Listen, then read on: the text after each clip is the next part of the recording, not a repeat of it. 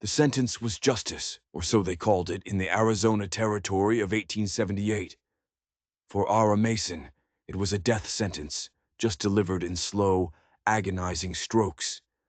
Condemned to the whipping post at dawn. But her crime wasn't what the sign outside the courthouse said. Her real crime was who she had crossed. And as the entire town of Redemption's Gap thirsted for the spectacle, a lone figure watched from the sun-scorched hills above. He was a ghost, an Apache warrior the cavalry had left for dead 3 days prior. And the woman they were about to break was the only soul in this God-forsaken land who had shown him any mercy at all. He was dying. He knew that. But honor demanded a debt be paid. The air in the makeshift courthouse tasted like stale whiskey and unwashed bodies. It was thick with the dry, suffocating dust that owned everything in this part of the world. It coated the rough-hewn floorboards, filmed over the grimy windows, and settled in the lines of every single face turned toward Ara Mason.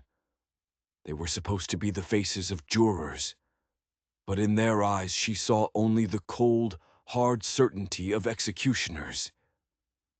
Ara stood utterly alone. Her hands were bound in front of her with coarse rope that had already chafed her wrists raw. Her calico dress, once a cheerful blue, was now torn and stained with the grime of a jail cell. She was only 20 years old. She should have been full of life, her face open to the promise of the frontier. Instead, it was a pale, hollowed-out mask of pure terror and disbelief. This court, presided over by myself, Judge Harrison Miller, has heard the testimony, the judge boomed. His voice was more accustomed to barking orders at cattle drovers than dispensing anything resembling justice. He was a man whose considerable girth was matched only by his staggering self-importance. Ara Mason, you are accused of aiding and abetting the fugitive Silas Blackwood in the theft of 3 prime stallions from the stables of Mr. Abernathy. A murmur rippled through the crowd. Silas Blackwood. The name was a venomous whisper on the wind, a boogeyman to frighten children, and a genuine deadly threat to any man with something to lose. Ara's supposed connection to him was her damnation. I didn't know, she pleaded, her voice a reedy thread of sound, nearly lost in the oppressive heat. He said he was a traitor. He paid me for food and water at the old homestead. He forced me to hold the reins. I swear it. Her words evaporated. They were nothing against the sworn testimony of Jebediah Smith, the town blacksmith, a mountain of a man whose loyalty, it turned out, could be bought with a few silver dollars from Silas Blackwood himself. Jebediah had stood on the stand just an hour before, his face a perfect picture of solemn civic duty, and he had lied through his teeth. He claimed he'd seen Ara meeting with Blackwood for weeks, willingly, laughing with him as they planned the theft. The real truth was so much uglier. Blackwood and his gang had used the abandoned homestead where Ara was squatting as a way station. She was an orphan, pushed from town to town, surviving on scraps of work and a spirit that was now dangerously close to breaking. When Blackwood showed up, she'd had no choice. He was charming at first, with a snake's smile. Then he was menacing. The night of the theft, he'd pressed the cold steel of a cult peacemaker to her temple and told her to stand guard, to hold the horses, or he'd bury her right where she stood. When the alarm was raised, he and his men had vanished like smoke on the wind, leaving her behind with the stolen horses and all of the blame. She was the perfect scapegoat. An orphan, a nobody. Judge Miller slammed his gavel, the sound cracking like a gunshot in the tense silence. The jury finds you guilty. A collective gasp, immediately followed by a low, satisfied hum, filled the room. Ara's knees buckled. Only the tight, bruising grip of Sheriff Brodie, a barrel-chested man with cruel, piggish eyes, kept her from collapsing to the floor. The penalty for horse thievery in this territory is hanging, the judge continued. letting the word hang in the air, a pendulum of death. Ara's breath hitched, a strangled sob caught in her throat. However, he said, leaning forward, peering down at her with a glint of perverse theater in his eyes, given your gender, and the persuasive argument from Mr. Abernathy that a simple death is too quick for the trouble you've caused, this court delivers a different sentence. He paused, relishing the moment, soaking in the absolute power he held over her life.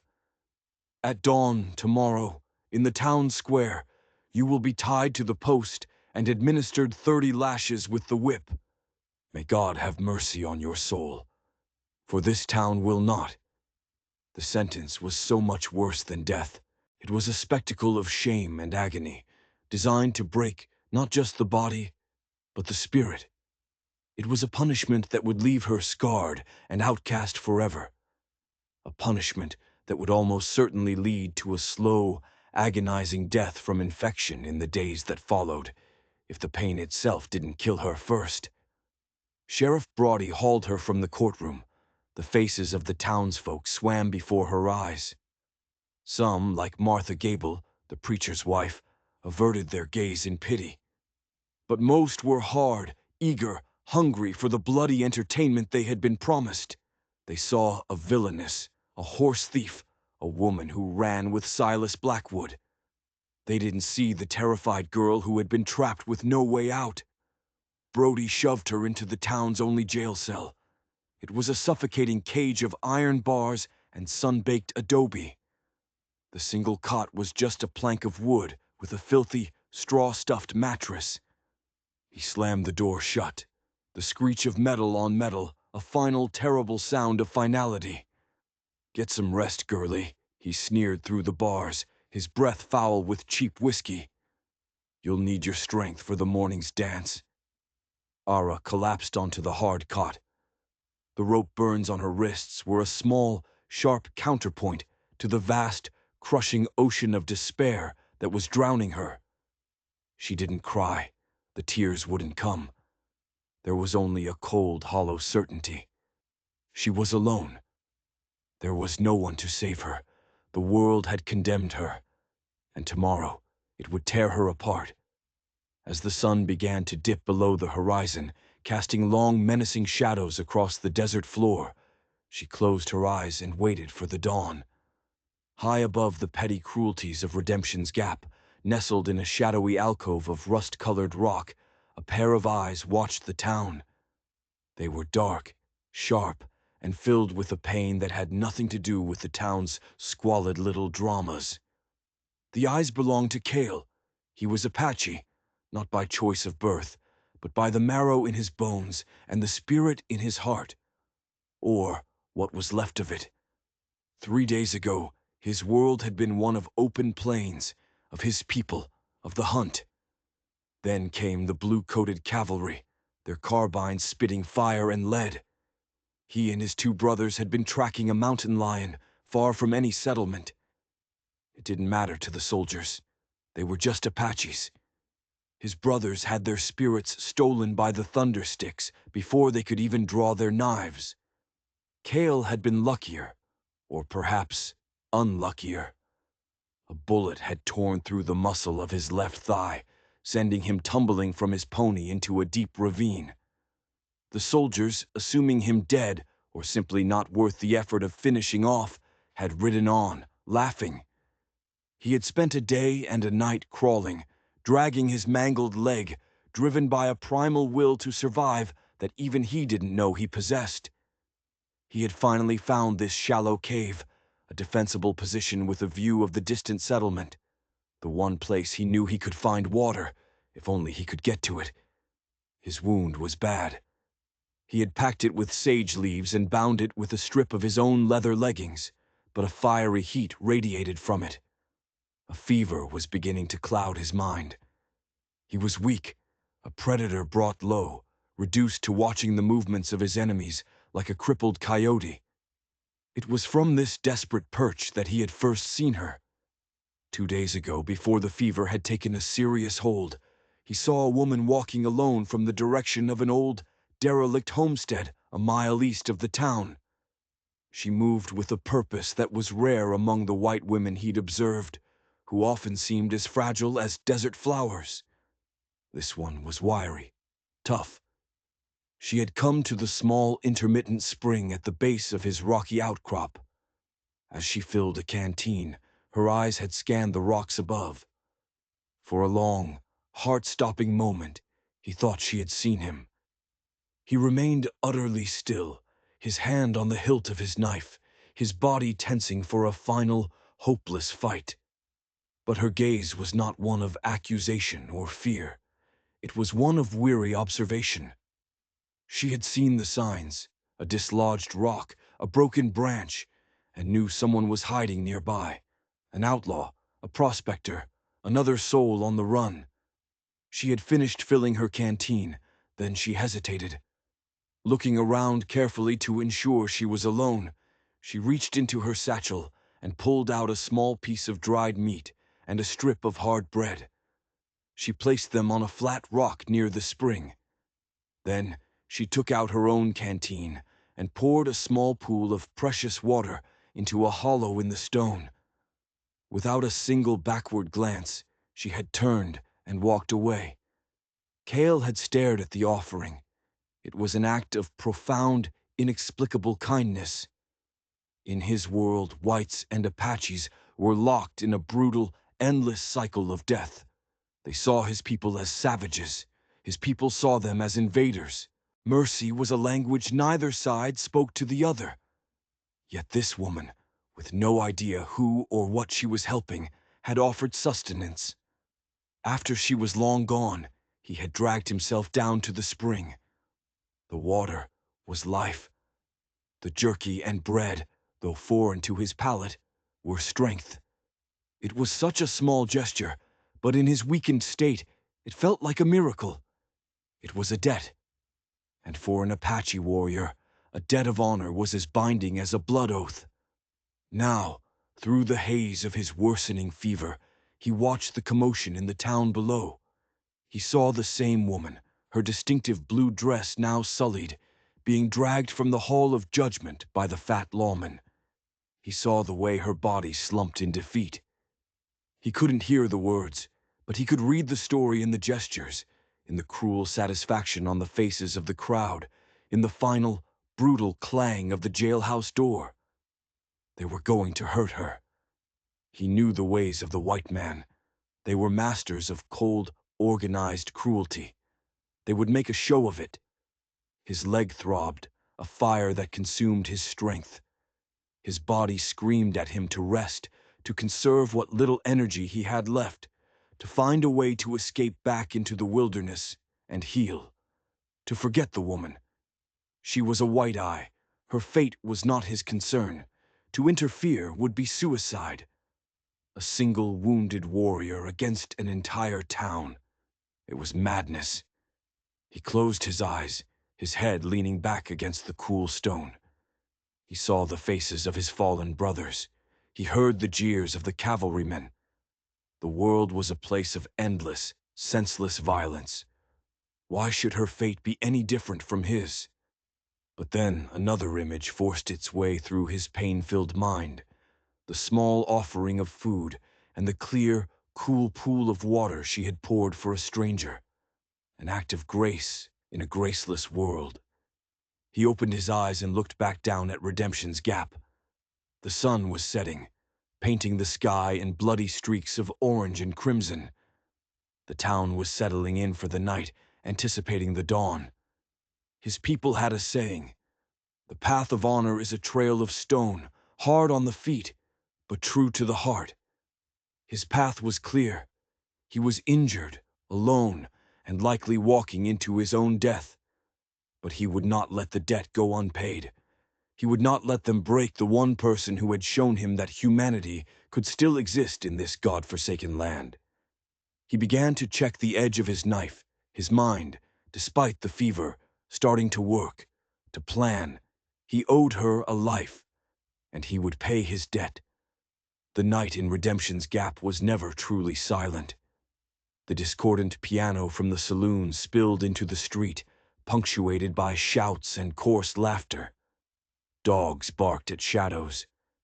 But tonight, a different current ran beneath the usual noise, a low, humming anticipation, like the air before a lightning strike. The town was waiting for morning.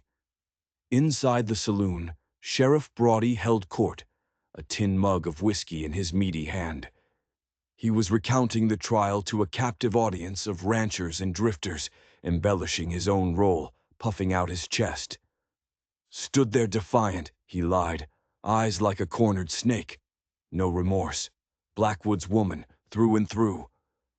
30 lashes is a light sentence for her kind, commented a grizzled old prospector named Silas Croft.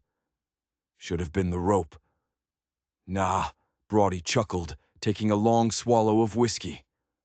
The judge was right. A hanging's over too quick. This is a lesson.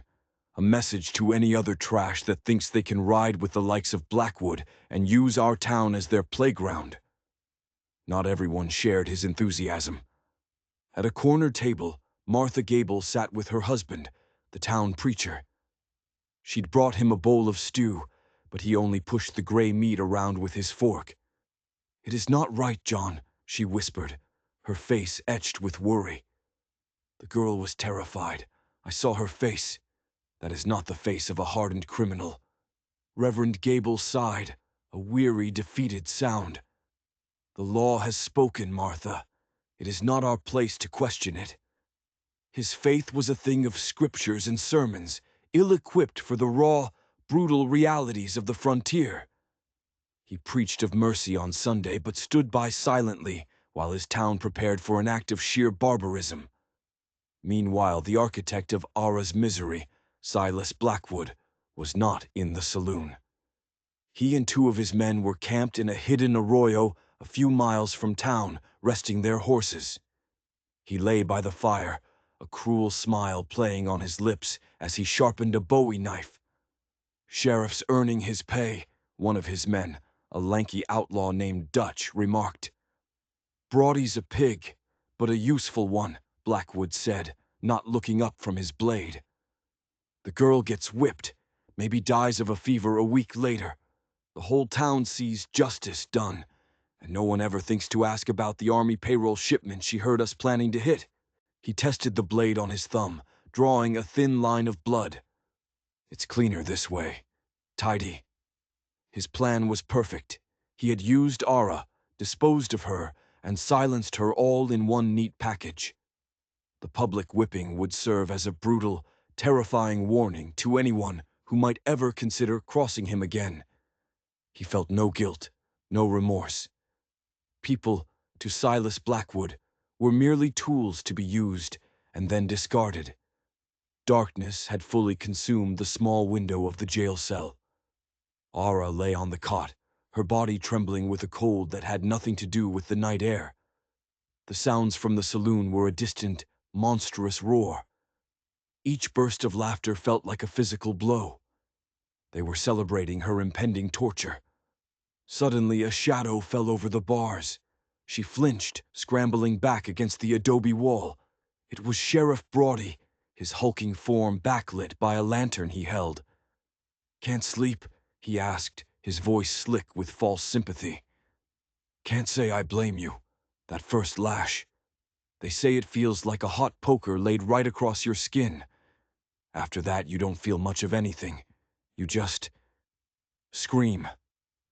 Ara squeezed her eyes shut, refusing to give him the satisfaction of her tears. "There is another way," he said, his voice dropping to a conspiratorial whisper. He was close now, the smell of cheap whiskey and sweat filling her cell. "Silas Blackwood sent a message. He's a man of particular tastes. He feels bad about what happened. He's willing to pay your fine, speak to the judge, get you released." A tiny, impossible flicker of hope ignited in Ara's chest. It was a cruel, foolish thing, but it was all she had. He is, Brodie confirmed. "Of course. He'd expect you to show your gratitude. You'd belong to him then. Do what he says. Go where he says. He'd take care of you. It's a better life than dying in the dirt tomorrow." The hope died as quickly as it had been born, replaced by a wave of cold final revulsion. Belong to Blackwood. Be his property, his toy, subject to his whims and his violence for the rest of her days. She remembered the look in Blackwood's eyes when he'd pressed the gun to her head. Cold, empty, devoid of any humanity. She looked at Brodie, her own eyes blazing with a sudden, final spark of defiance. "I would rather die," she said, her voice shaking but clear. Brodie's face hardened, the thin mask of civility dropping away completely. "Suit yourself," he spat. "But when that leather bites into your back tomorrow, you remember this offer. You remember what you threw away." He turned and stalked off, leaving her once again in the oppressive darkness. She had made her choice. She had chosen the whip over the cage. It was a choice for a quick, agonizing end over a slow, soul-crushing one. And as the moon climbed higher in the inky sky, she finally began to weep, mourning not just her life, but the loss of a world where justice and mercy had any meaning at all. Outside the town, in the hills, Cale watched the last lights of the saloon go out. His fever burned, making the world swim and shimmer before his eyes, but his purpose was a sharp, cold point in the center of the heat. He had spent the last hours moving slowly, painfully, gathering what he needed: a length of dry vine, a pile of tumbleweeds, a small, sharp piece of flint. He knew he couldn't face the town head-on. He was one man, and a wounded one at that. A direct assault would be his death, and it would not save her. But the whites were predictable. They loved spectacle, but they feared chaos. They were easily spooked, like cattle. He had a plan. It was desperate, thin as a spider's thread, and more than likely to fail. But it was a plan born of a debt. As the first hint of gray began to lighten the eastern sky, Cale began his slow, agonizing descent toward Redemption's Gap. He was a ghost slipping out of the night, a harbinger of the chaos that was about to befall this quiet, cruel town. The eve of punishment was over. The day of reckoning had begun. Dawn broke over Redemption's Gap, not with the gentle blush of a new day, but with the harsh, unforgiving glare of a judge. The air was still and cool, but a palpable heat was already building in the town square. The heat of anticipation. They brought Ara out of the jailhouse just after the sun cleared the distant mesas. Her arms were yanked behind her back and bound tightly to the thick, splintery wood of the whipping post.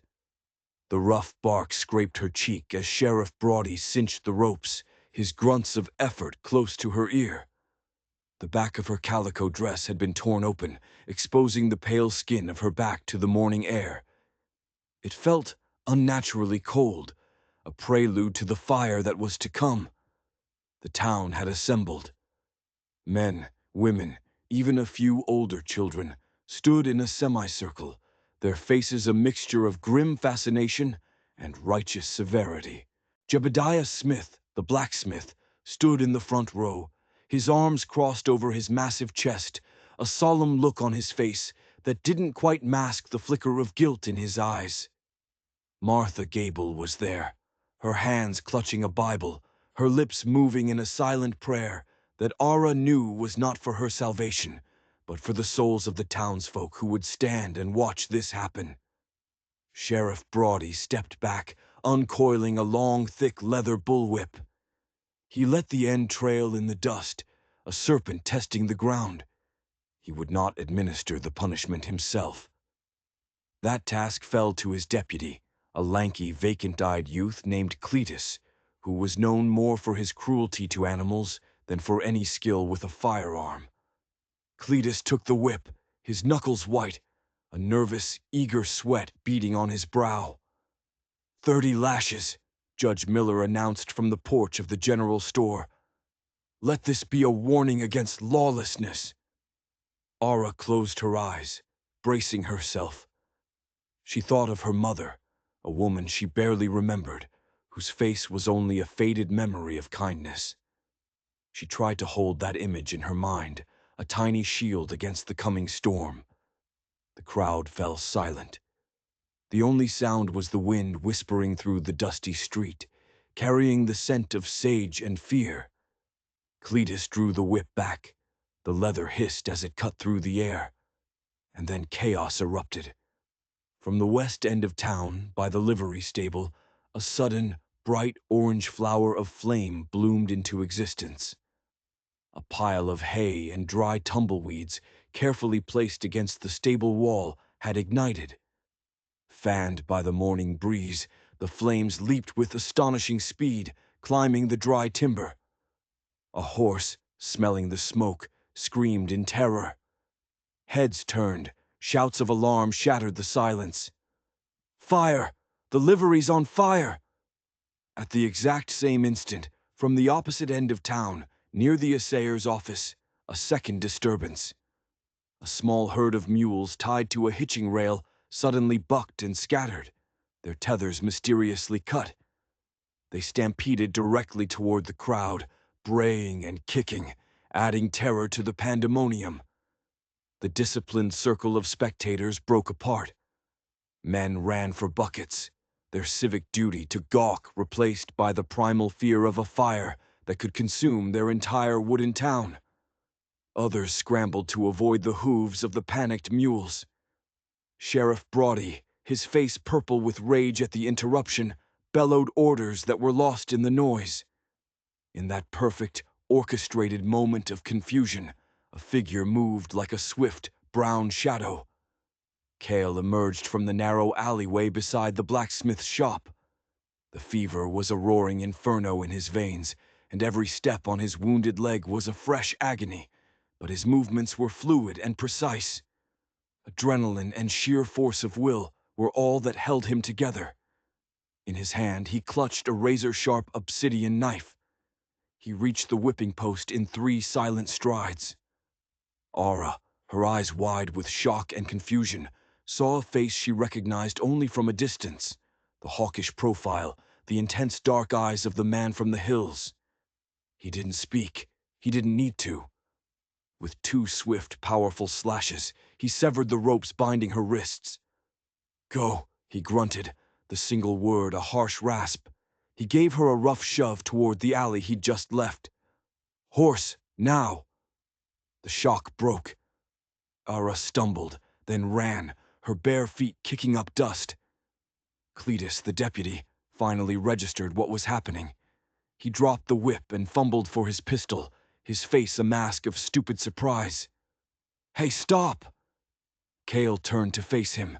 He didn't have a firearm, only his knife. It should have been an easy kill for the deputy. But Cletus froze, mesmerized by the silent, deadly intensity in the Apache's eyes. It was the look of a man who had walked hand in hand with death and was not afraid of it. That moment of hesitation was all Cale needed. He lunged forward, not at Cletus, but at the water trough beside him. With a powerful kick from his good leg, he sent the heavy wooden trough crashing over. A wave of sloshing, muddy water knocked the deputy off his feet, soaking him in his gunpowder. Sheriff Brodie was now charging toward them, his Colt drawn. "Apache, kill him!" A gunshot cracked, but it went wide as Brodie was forced to dodge a fleeing mule. Cale ignored him. He turned and followed Ara into the alley, his wounded leg screaming in protest. At the end of the alley stood a single, sturdy-looking mare, its reins loosely tied. It was Jebediah Smith's personal horse, the one he always left there. Cale had gambled that the blacksmith would be too absorbed in the spectacle to notice. He reached the horse just as Ara was fumbling with the reins. "Up," he commanded, his hands cupping to give her a boost. She scrambled onto the horse's bare back. Before she could even get her balance, Cale vaulted up behind her, his body a solid, fever-hot weight against her back. The pain in his leg was a blinding white light, but he ignored it. He seized the reins and kicked the mare hard. The horse, startled, shot out of the alley and into the main street, which was still a mess of running people and loose animals. Another shot rang out, this one closer. Ara felt a tug at her sleeve as a bullet ripped through the fabric. Kale grunted, urging the horse faster. They galloped past the burning livery, the heat of the flames washing over them, past the saloon, past the wide, stunned eyes of the townsfolk, who were only now realizing that the condemned prisoner had been stolen from right under their noses by a lone, wounded Apache warrior. They cleared the edge of town and raced out into the open desert, leaving the shouts, the smoke, and the fury of Redemption's Gap behind them. Ara clung to the horse's mane, the wind whipping tears from her eyes. She didn't know if they were tears of terror, relief, or sheer, overwhelming disbelief. She had been saved from the whip, only to be thrown into a new, terrifying unknown, her life now tied to the silent, bleeding man who held her tight as they fled into the vast, unforgiving wilderness. The brutal, pounding rhythm of the horse's gallop was the only reality. Aura's world had shrunk to the coarse feel of the mare's mane in her hands, the solid presence of the warrior at her back, and the endless, shimmering expanse of the Arizona desert stretching out before them. The smoke and shouts of Redemption's Gap faded into a bad memory, replaced by the thundering of hooves and the harsh rasp of her own breathing. They rode hard for what felt like hours. Kale did not speak, his entire focus bent on pushing the horse onward, his body rigid with pain.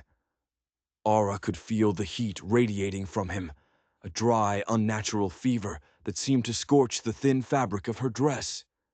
She risked a glance back. In the far distance, a rising plume of dust signified a pursuit. Sheriff Brody and his posse.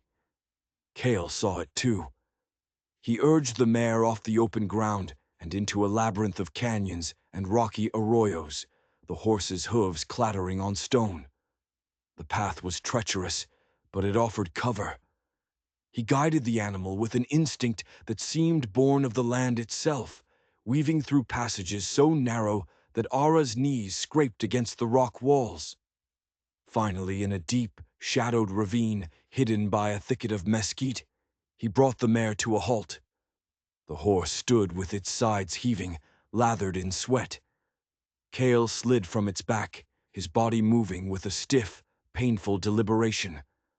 The moment his feet touched the ground, his wounded leg gave out completely. He collapsed against the rock wall with a sharp, guttural hiss of pain, sliding down to sit in the dust. Ara quickly dismounted, her own legs trembling from the ride. She looked at him, truly looked at him for the first time.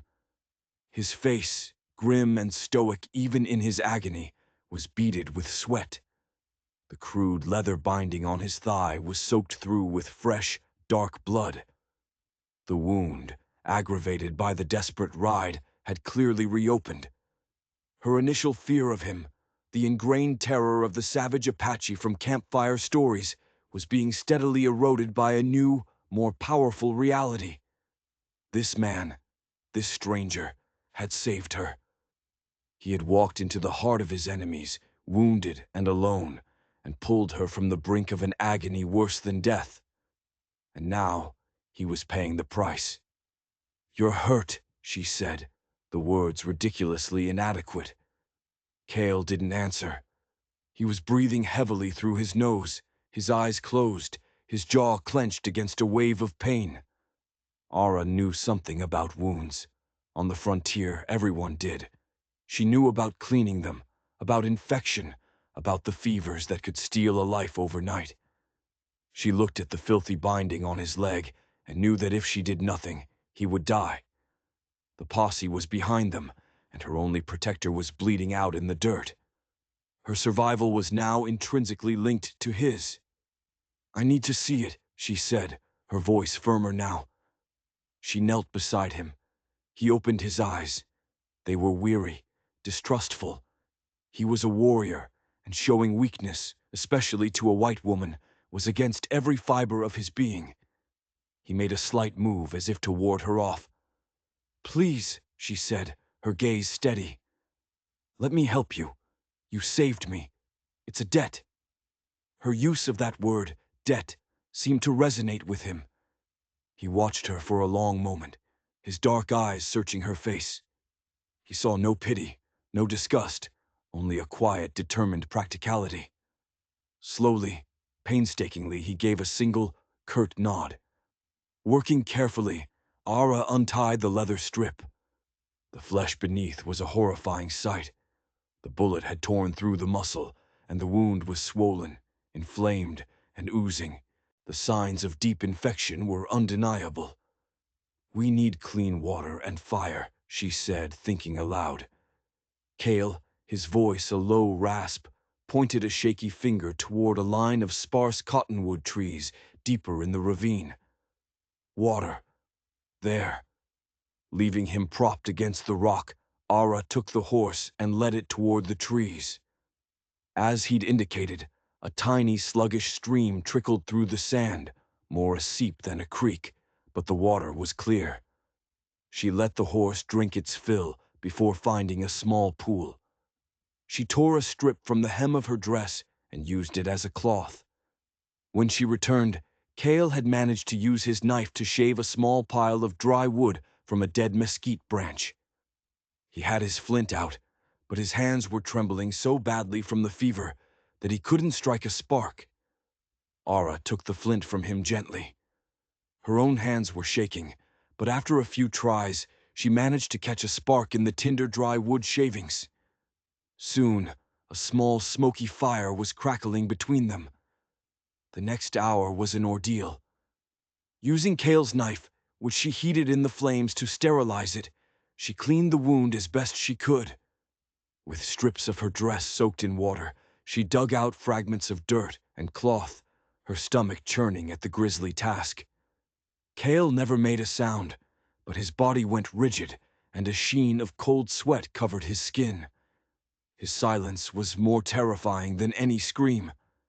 When she was done, she packed the wound with the crushed leaves of a plant he pointed out to her, a plant she didn't recognize but trusted his knowledge of, and bound it with the cleanest cloth she had left. He slumped back, utterly spent. The fever still raged, but the bleeding had stopped. Aura sat back on her heels, exhausted and covered in his blood. The sun was setting, and the ravine grew cold. The posse would not ride at night through this treacherous terrain. They had a temporary reprieve. She built up the fire and sat near him, the horse tethered nearby. They were a strange pair, the condemned white woman and the fugitive Apache warrior, huddled together for warmth and survival, surrounded by a vast and hostile wilderness. As the fever took a deeper hold, Cale began to murmur in his own tongue, the words guttural and strange to her ears. She could only sit and listen, occasionally pressing a wet cloth to his forehead. In his delirium, he was no longer a stoic warrior, but a vulnerable man lost in a world of painful memories. Sometime deep in the night, his eyes fluttered open. The delirium had passed for a moment. He looked at her, his gaze clear and lucid. "Why?" he whispered, the single English word costing him a great effort. "The water. The food." It took her a moment to understand he was referring to the day she had left the offering at the spring. She shrugged, pulling her knees to her chest. "I didn't know who was there," she said softly. "I just knew someone was in trouble. In this country, everyone's in trouble, one way or another. Seemed like the human thing to do." He held her gaze, a flicker of understanding in his eyes. He had risked everything for a debt, but she had acted out of a simple, unrewarded compassion. It was a concept so alien to his recent experience that it was almost profound. He closed his eyes again, but this time the tension had eased from his face. A silent covenant had been forged between them in the firelight. It was not one of race or culture, but of shared desperation and mutual survival. She had tended his wound. He had saved her from the whip. Their fates were now one. As the desert stars wheeled overhead, Aura kept her vigil, knowing that when the sun rose again, their enemies would be coming for them both. 2 days passed in a feverish blur of hiding and desperate travel. Kale's fever raged, then broke, then raged again, leaving him weak but lucid for short, precious intervals. During those times, he was the guide. With an unerring sense of the land, he led them deeper into the harsh, rocky wilderness of the Dragoon Mountains, a place where no posse would dare to venture far. He communicated with gestures and a handful of English words, teaching Ara how to find water, how to read the signs of the trail, how to move without being seen. Ara, in turn, became his caretaker. She foraged for the edible roots he pointed out, kept his wound clean, and stood watch while he slept the exhausted, fitful sleep of the deeply wounded. The fear she had once felt for him had been replaced by a fierce, protective loyalty. She saw past the warrior, past the Apache, and saw the man, a man of immense strength and honor, brought low by violence, and now dependent on her for his very life. The roles had reversed. The rescued had become the rescuer. On the third morning, Kale was weaker than ever. The ride had taken its toll, and he knew he could not go on much further without proper rest and medicine that Ara could not provide. He made a decision. "We go to my people," he rasped, his voice barely a whisper. Ara's heart seized with a fresh wave of fear. His people. She imagined a fierce war party, warriors who would see her white skin and kill her without a second thought. Will they harm me?" Kale looked at her, his expression unreadable. "They are not my band. My band is gone. This is the Chokonik clan, the Ghost clan. They follow a chief named Geronimo, but this is a smaller group, led by a man named Taz. He and I, we are not brothers." The implication was clear. They were not seeking sanctuary with friends, but making a desperate appeal to rivals. He led them on a hidden path that seemed to vanish into a sheer rock face. But behind a curtain of ancient, gnarled junipers, a narrow passage opened up. They emerged into a small hidden valley, a pocket of impossible green in the middle of the arid mountains. A stream ran through it, and the air was cooler. It was a natural fortress, and it was occupied. Warriors seemed to materialize from the rocks themselves. Silent and menacing, their faces painted, rifles held at the ready. They surrounded the lone mare, their dark eyes taking in the Apache in tattered leggings and the pale, terrified white woman. An older, powerfully built Apache with a face like weathered stone and eyes that held no warmth stepped forward.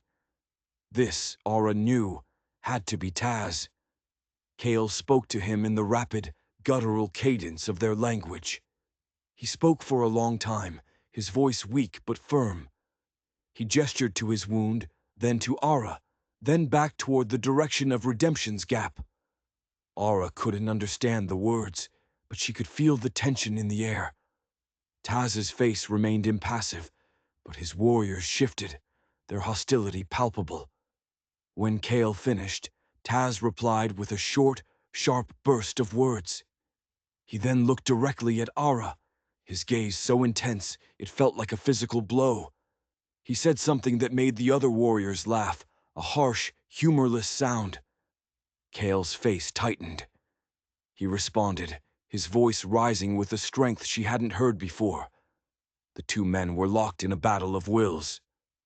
Finally, Taz gave a curt nod and barked an order. Two warriors roughly pulled Ara from the horse. Another two helped Kale, their touch less than gentle, and half carried, half dragged him toward the small cluster of wiki-ups that formed the camp.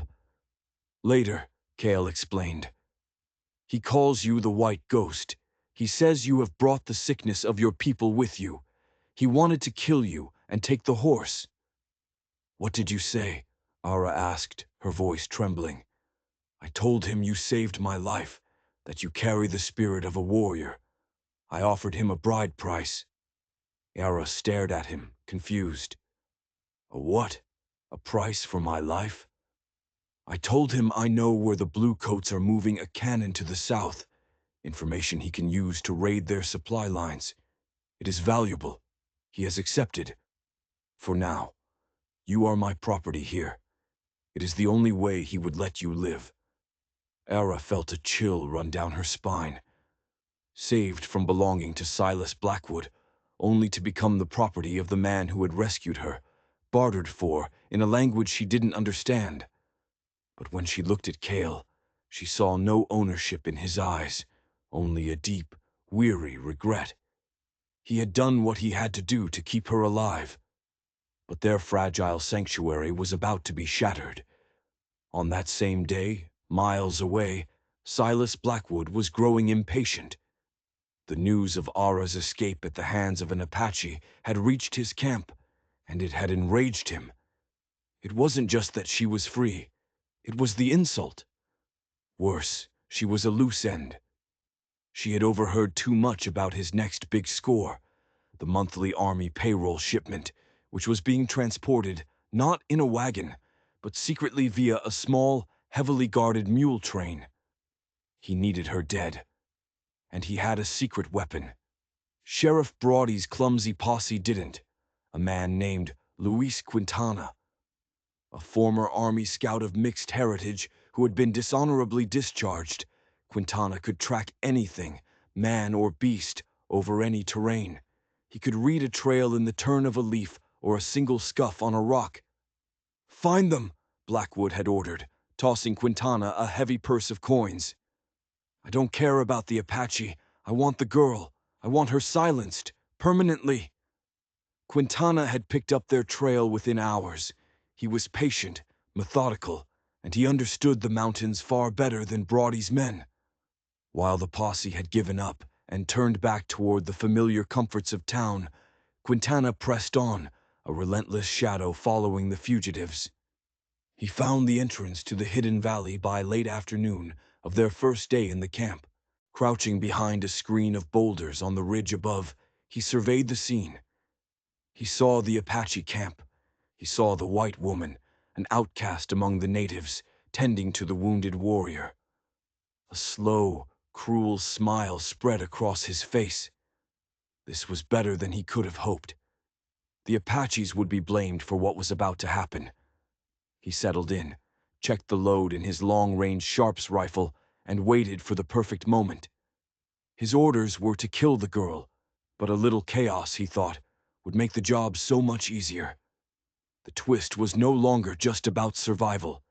It was about the spark that was about to ignite a powder keg. Life in the Ghost Clan's camp was a tense and fragile existence. Aura was treated as a ghost, mostly ignored, but watched with suspicion. The women hissed if she came too close to their fires. The children stared with wide, curious eyes. Her only ally was Cale, who was slowly beginning to heal under the care of the clan's medicine woman, an ancient, wizened crone who treated him with a grudging respect. Aura and Cale's bond deepened in their shared isolation. They spoke in a broken mix of English, Spanish, and Apache words, supplemented by gestures. He told her of his family, of the plains, of the world that had been stolen from him. She told him of her loneliness, of a life spent on the fringes, of her dream of one day seeing the ocean she'd only ever read about in a tattered book. They were two outcasts from two different worlds, finding a common ground in the heart of a hostile camp. On their fourth day, as dusk settled over the valley, Taz summoned Cale to his fire. The tension was thick. Taz questioned Cale again about the town, the number of men, the sheriff. His eyes were hungry for any weakness he could exploit. It was in that moment that Luis Quintana decided to act. From his perch on the ridge, he had a clear view of the central campfire. He saw the girl standing slightly behind the wounded warrior. He saw the Apache chief. This was his chance to sow maximum chaos. He rested the heavy barrel of the Sharps rifle on a flat rock, took a slow, steady breath, and aimed. But he didn't aim at the girl. He aimed at Taz. The roar of the rifle shattered the evening calm, echoing off the canyon walls like a thunderclap. Taz jerked backward, a look of stunned disbelief on his face, a dark hole appearing in his chest. He collapsed without a sound. For a heartbeat, the entire camp was frozen in shock. Then all hell broke loose. The warriors, screaming in rage and grief, grabbed their weapons. Their first instinctive assumption was betrayal. Their eyes fell on the two outsiders, Kale and the white woman. One of Taz's lieutenants, a brutal warrior named Nako, let out a roar and pointed at Kale. Treachery! They led the White Eyes to us. Quintana smiled from his hideout. It was perfect. He chambered another round, this time aiming for Ara. But Kale, reacting with a speed that defied his injury, shoved Ara to the ground behind a large boulder. "Stay down," he yelled, the English word sharp and clear. The bullet that had been meant for her head whined off the rock, showering them with stone fragments. The Apache warriors, believing the shots were coming from Kale, or that he had somehow signaled an attacker, began to converge on them.